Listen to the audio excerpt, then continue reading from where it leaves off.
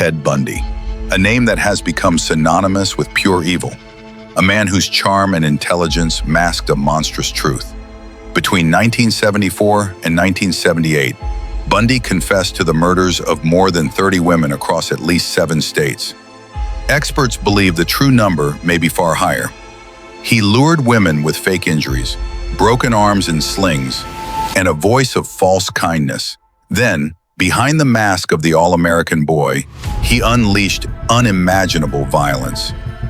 This is the chilling story of Theodore Robert Bundy, one of the most notorious serial killers in history. Ted Bundy was born on November 24, 1946, in Burlington, Vermont. From the beginning, his life was built on lies. His mother, Eleanor Louise Cowell, was just 22 when she gave birth to Ted. To avoid scandal, she claimed Ted was her brother, raising him under the belief that his grandparents were his parents and that his mother was his sister. Bundy would later say he resented this deception deeply. But even in childhood, disturbing behaviors emerged. Neighbors recalled a quiet, introverted boy. Yet behind closed doors, Ted would wander the neighborhood at night, peering into windows.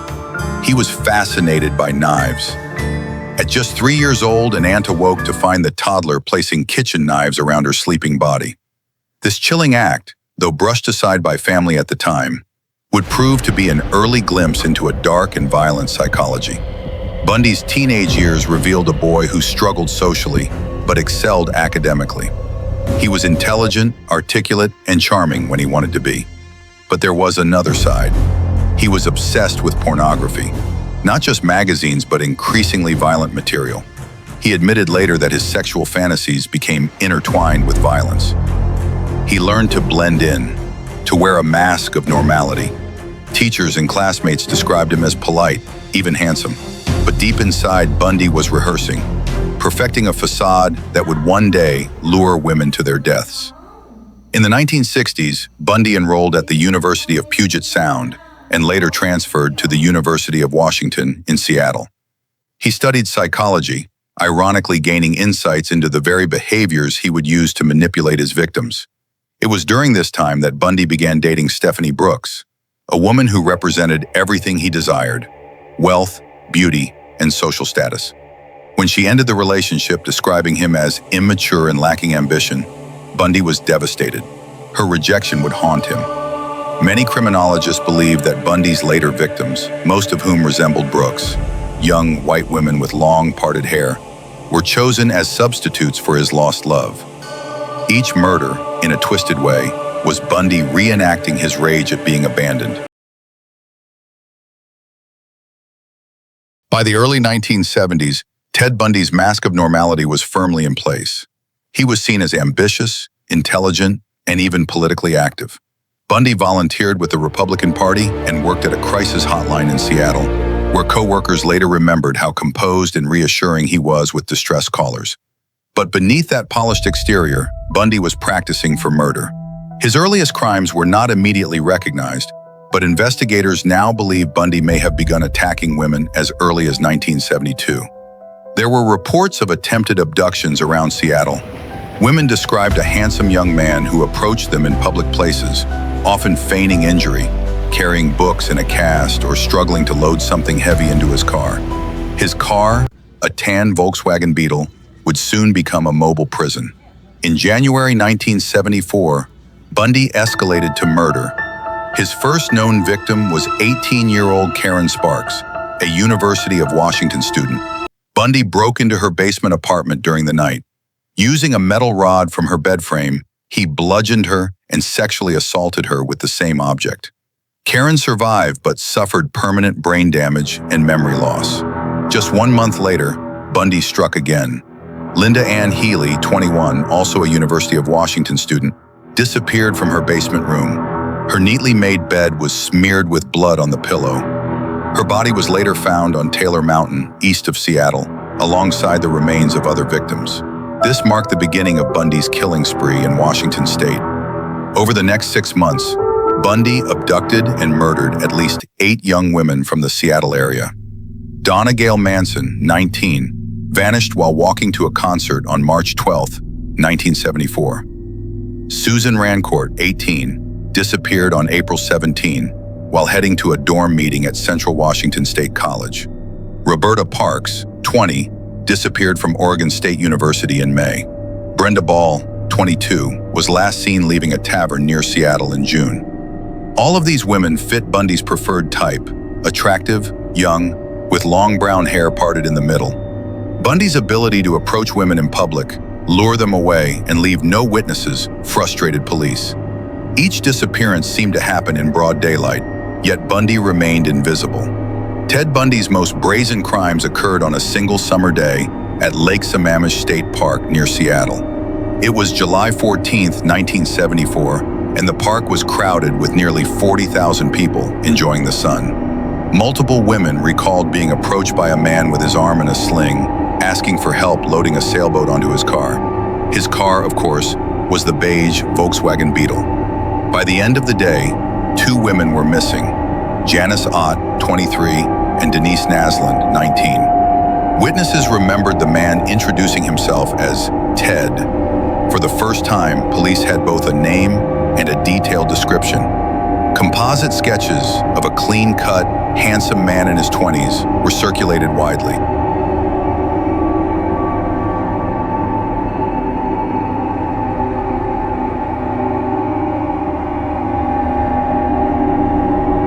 Yet despite hundreds of tips, including calls from Bundy's own girlfriend, Elizabeth Klopfer, who reported her suspicions, investigators failed to connect him. By the fall of 1974, Bundy realized Seattle was becoming too dangerous. The police were closing in, and he was under increasing scrutiny. Bundy relocated to Utah to attend law school at the University of Utah, but the killings did not stop. In Utah, Bundy abducted Melissa Smith, 17, the daughter of a police chief, in October 1974. Days later, Laura Amy, 17, disappeared after leaving a cafe. Her beaten and strangled body was discovered on a riverbank. Bundy was refining his method: charm, deceit, blunt force trauma, and strangulation. He often revisited the bodies, engaging in necrophilia, a detail that horrified even veteran investigators. Despite his growing arrogance, Bundy's luck began to falter in 1975. In August, a Utah Highway Patrol officer stopped Bundy's Volkswagen Beetle after noticing it prowling a residential neighborhood late at night. Inside the car, police found a ski mask, handcuffs, rope, an ice pick, and trash bags. Though not enough to arrest him for murder, Bundy was now firmly on investigators' radar.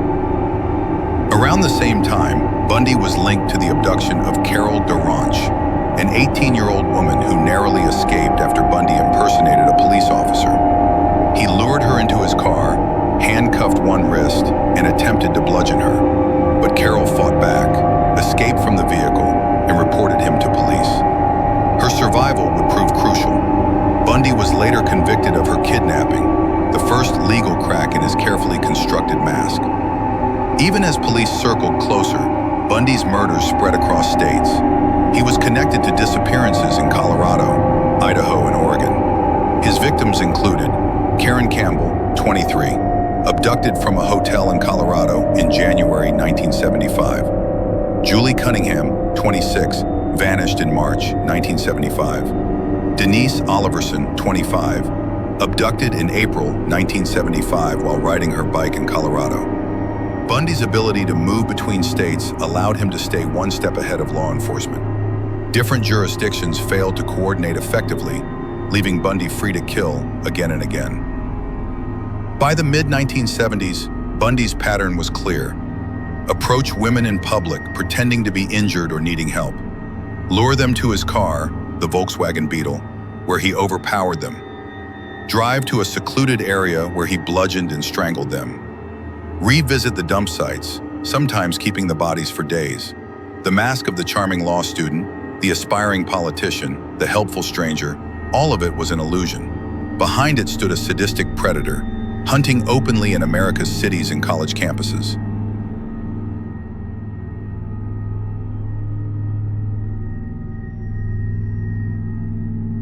By late 1975, Ted Bundy's double life was beginning to collapse.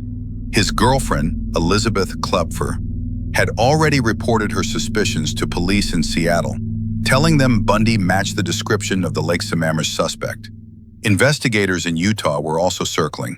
In August, Bundy was arrested after a routine traffic stop. A search of his car revealed burglary tools, a ski mask, pantyhose with eye holes cut out, rope, and handcuffs. Police quickly connected him to the attempted kidnapping of Carol Duranche, the young woman who had narrowly escaped his clutches. Bundy was convicted of her abduction in 1976 and sentenced to up to 15 years in prison. But this was far from the end of his story. Bundy's arrogance, charm, and legal knowledge gave him advantages even in custody.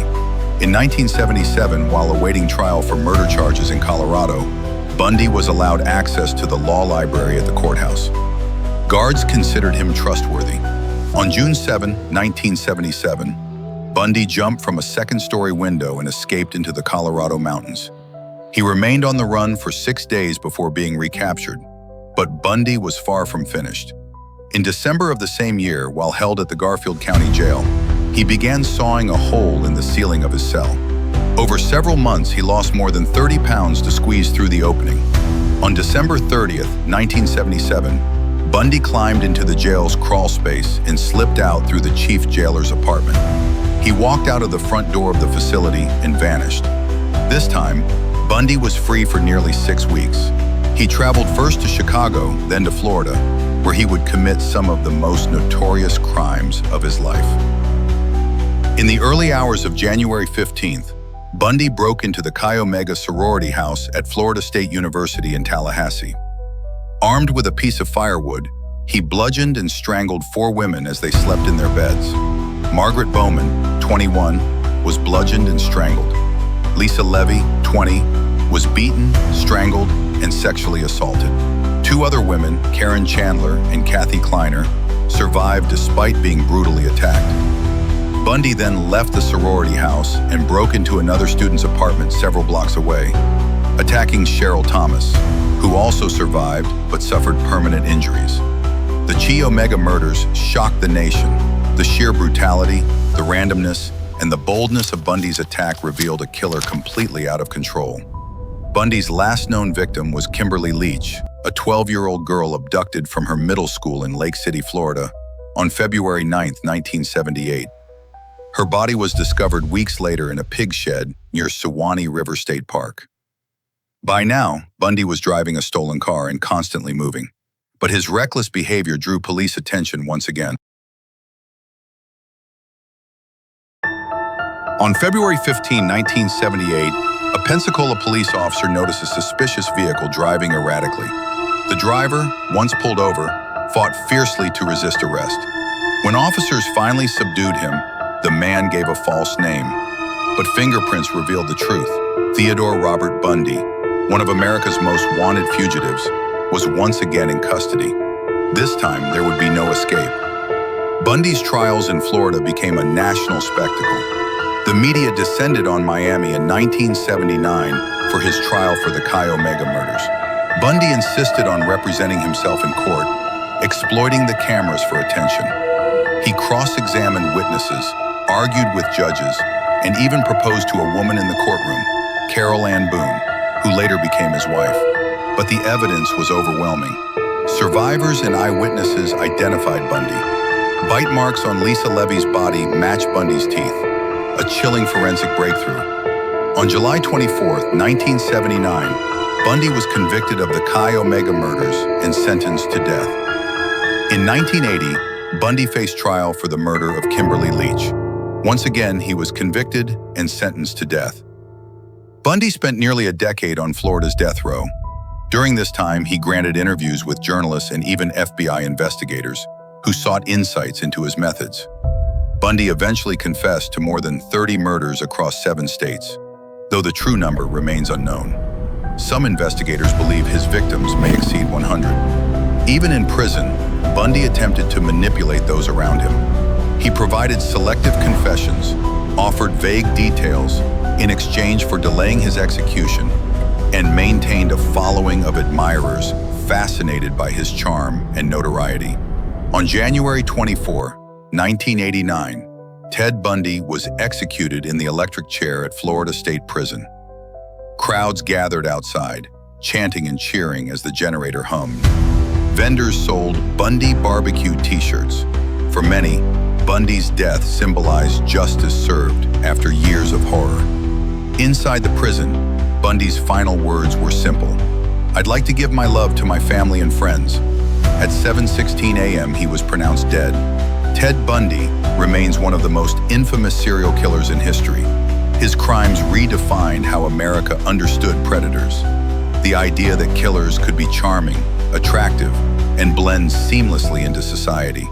He forced law enforcement to adopt new methods of investigation, spurred advances in criminal profiling, and left behind a legacy of trauma for the families of his victims. Bundy's story is not one of intrigue, but of warning. Evil does not always look like a monster. Sometimes it wears a smile. Bundy's crimes spanned years, across states, leaving a trail of devastation. He represents one of the darkest chapters in American true crime history. If you found this documentary informative, don't forget to like, share, and subscribe for more deep dives into true crime cases around the world.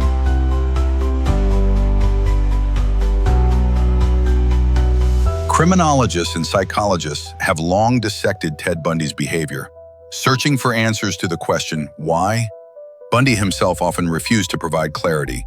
He painted himself as the victim of addiction, claiming that violent pornography warped his mind. Yet this explanation has been widely criticized as Bundy once again trying to manipulate perception, shifting blame away from himself. Experts noted Bundy's narcissism, his complete lack of empathy, and his ability to compartmentalize his life. By day, Bundy was a law student, a political campaign worker, even a crisis hotline volunteer. By night, he was hunting women. The hallmark of Bundy's pathology was control. He did not just want to kill. He wanted to dominate, to terrify, to own his victims in life and in death. Many of his crimes involved revisiting the bodies of his victims, a chilling reminder of his obsessive need for power. Bundy represents the textbook definition of a psychopath, intelligent, charming, and utterly devoid of conscience. Ted Bundy's case revolutionized how America investigated serial crimes. In the 1970s, there was no centralized database of missing persons or unsolved murders. Local police departments often worked in isolation, unaware that their cases were connected to others across state lines. Bundy exploited this weakness. He killed in Washington, Oregon, Utah, Colorado, and Florida, evading capture for years. His case directly contributed to the development of the FBI's Behavioral Analysis Unit and the advancement of modern criminal profiling. Bundy himself later provided insights to investigators, describing the psychology of killers who shared his compulsions. In one chilling interview, Bundy admitted, "We serial killers are your sons, we are your husbands, we are everywhere, and there will be more of your children dead tomorrow." This was not just a confession, it was a warning. Even decades after his execution, Ted Bundy's name evokes fear and morbid fascination. His crimes have been the subject of countless books, documentaries, films, and academic studies. But for the families of his victims, Bundy is not an icon.